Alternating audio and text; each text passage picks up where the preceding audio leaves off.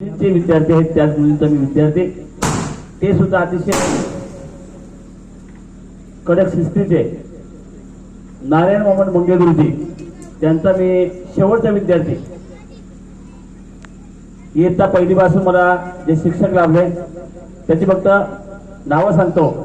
इयत्ता पहिलीला कृष्णा कपडे विषय गुरुजी, इयत्ता दुसरीला तुकाराम परशु शिर्के गुरुजी काही दिवस, नंतर आमचा वर्ग मोकळाच। तिसरी चौथीला महादेव बाबू घंगा गुरुजी, आणि ज्यांनी मला पहिली घडवले ते नारायण मोहम्मद मंगे गुरुजी इयत्ता 5वी आणि 6वी। 7वीला भाऊजनू जाधव गुरुजी, इयत्ता 8वी ते 10वी पर्यंतचे जे शिक्षक होते त्यांच्यामध्ये मला त्यांचा प्रभाव वाटला। त्यात्रे सर, सूर्यवंशी सर, मुख्याध्यापक चौधरी सर, बडगुजर सर, फिरके सर, त्यानंतर 12वीसाठी 11वी देशमुख सर आणि निगुते सर। पुढे टीएडला असताना फादर लाइन लोबो, अथार्डे मॅडम, गोन्साल्विस मॅडम यांचा मी निश्चित उल्लेख करीन। पुढे मला जे शिक्षक लाभले ते इयत्ता पहिल्या शांतिकुमार आदिवासी विद्यामंदिर वरखंडा या ठिकाणी शिक्षक लाभले, त्यांनी मला चांगल्या प्रकारचं घडवलं। नंतर जिल्हा परिषद शाळा कानवे या ठिकाणी पावणे 25 वर्ष मी तिथे सेवा केली नाही, मी नोकरी केली। पण या नोकरीच्या कालावधी मला ज्या शिक्षकांनी साथ दिली, ज्या शाळा ग्रामशिक्षण समितीने साथ दिली आणि त्या साथीमुळे मला त्या ठिकाणी पुरस्कार मिळाला। त्यामुळे तो पुरस्कार माझा एकट्याचा नसून त्या साऱ्या शिक्षकांचा आहे असं मी मानतो।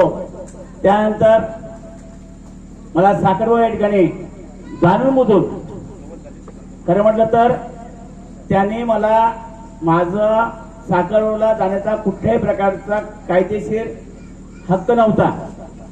बदलीमध्ये मला सूट होती, पण आमच्या अधिकाऱ्याने हा फारच शहाणा झालेला आहे, याला जरा जाऊ द्याला आणि मला पाठवल्यानंतर सुद्धा मी त्या ठिकाणी माझी जी वेळ होती सकाळी 9 ते संध्याकाळी 5:30, 6, कधी 7 ती मात्र कायम राखली। पुढे नाणेगावला आल्यानंतर एका दुर्धर आजाराने संपूर्ण जग ग्रासलं होतं, ते म्हणजे कोविड। आणि या कोविडच्या काळामध्ये एका अधिकाऱ्याने मला फोन केला, विशेष सर तो जो तुमचा ऑनलाईनचा क्लास आहे तो ऑनलाईनचा क्लास प्रत्यक्षात मुलगाच पाहिजे का? हो। तुमचा मुलगा कुठे आहे? नाही, तो क्लासला गेलेला आहे। तो क्लासला गेलेला असं बोलल्यानंतर त्याला मी लगेच उत्तर दिलं, तुमची मुलं क्लासला गेली पाहिजेत, आमची बहुजनांची मुलं वाया गेली पाहिजेत का? उद्यापासून माझी शाळा सुरू। असं रोखोक एका अधिकाऱ्याला बोलणारा माणूस मी। त्यानंतर गगेवजींच्या बद्दल सांगितलं की संजीवनी कुट्टी नावाच्या मुख्य कार्यकारी अधिकाऱ्यांना त्यांनी डायरेक्टली उत्तर दिलं। तसंच आमचे जोडीदार खरं म्हटलं तर आम्ही एकाच ठिकाणी जीवन कौशल्याच्या कार्यक्रमाला होतो, आणि जीवन कौशल्याच्या कार्यक्रमासमोर आम्ही मिसळत्या गजानन पाटलांचं संपूर्ण चरित्र मला माहीत होतं, आणि म्हणून मी त्यांना डायरेक्टली उत्तर दिलं। आमचे सर आहेत प्राचार्य भरतपवार सर, तर चांगल्या प्रकारे केलं। त्यानंतर मी नारायणगावरून हळू मुगाव या ठिकाणी आलो, आणि मुगावला आल्यानंतर या ठिकाणी 6 वर्ष मिळाला। माझ्या मते मला 2-3 वर्ष मिळायला पाहिजे होती, पण असू द्या। कधी कधी मी लोकांशी भांडलो असेल, जेथे जाईन तेथे राहीन, ऐकू ये मला, रडू नको, रुसू नको, हसरे माझ्या मुला, या पद्धतीने ज्या ज्या पालकांना माझ्याबद्दल वाईट वाटलं असेल, माझ्या तोंडातून ज्या काही चुका झाल्या असतील, माझ्या शिक्षकांना कधी माझ्या तोंडातून एखादा शब्द वाईट गेला असेल, अधिकाऱ्यांना वाईट गेला असेल, आताही गेला, तुम्ही आपली माफी मागतो सर्व पालकांची, सर्व शिक्षकांची आणि अधिकाऱ्यांची। आणि मला जे चांगलं करण्याची शक्ती मिळाली ती माझ्या आध्यात्मिक गुरुजींच्या मुळे, माझ्या शिक्षकांच्या मुळे, माझ्या आई वडिलांच्या मुळे नव्हे, माझ्या या गावामुळे। आणि म्हणून मी बोलतो नेहमी, माझा श्लोक असतो, नमो माय भूमी जिथे जन्मलो मी, नमो कर्मभूमी जिथे वाढलो मी, नमो राष्ट्रभूमी जिच्या सर्व कामे, जिजो देह माझा प्रभो प्रार्थितो मी. मला लावलेलं माझं सहकारी माझी आई नेहमी म्हणायची की बापू सगळ्यांची शाळा 11 वाजता भरते आणि 5 वाजता सुटते, ना तुझी शाळा का सुटत नाही. मी आईला सांगतो, आई तू नको काळजी करू, काही दिवसात समजेल तुला. आणि 2005 साली जेव्हा राज्य पुरस्कार मिळाला तेव्हा आईला सांगितलं, आई तुझ्या बापूची शाळा लवकर भरून दिली ना, त्याचं हे फळ मिळालं, त्यामुळे तू आता याच्यापुढे मला सांगू नको की किती वाजता जाते.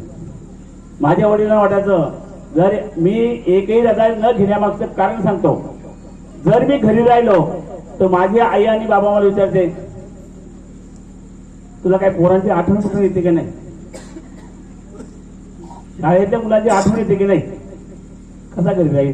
आणि म्हणून मी माझ्या सेवेमध्ये एकही शीख रजा वैद्यकीय रजा घेतलेली नाही.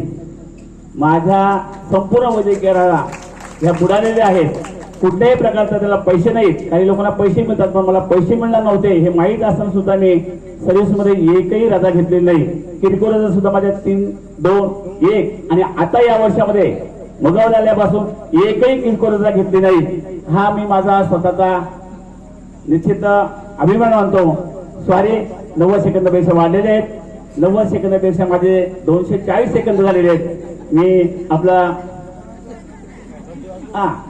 बरोबर त्याही सांगितलं तुम्ही थांबत आले आणि आमचं काही बोलत नाहीत. माझ्या मिसेसचं असं की तिला माहिती आहे की या माणसाला थांबवण्यात काही अर्थ नाही आणि थांबवला तर हा माणूस आपल्याला त्रास देईल, त्याच्यापेक्षा दिलेला बरा होईल.